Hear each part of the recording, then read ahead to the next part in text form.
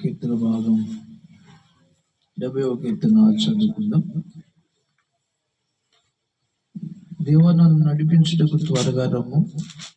యెహోవా, నా సహాయమునకు త్వరగా రమ్ము. నా ప్రాణము తీయగోరు వారు సిగ్గుపడి అవమానమొందుదురుగాక.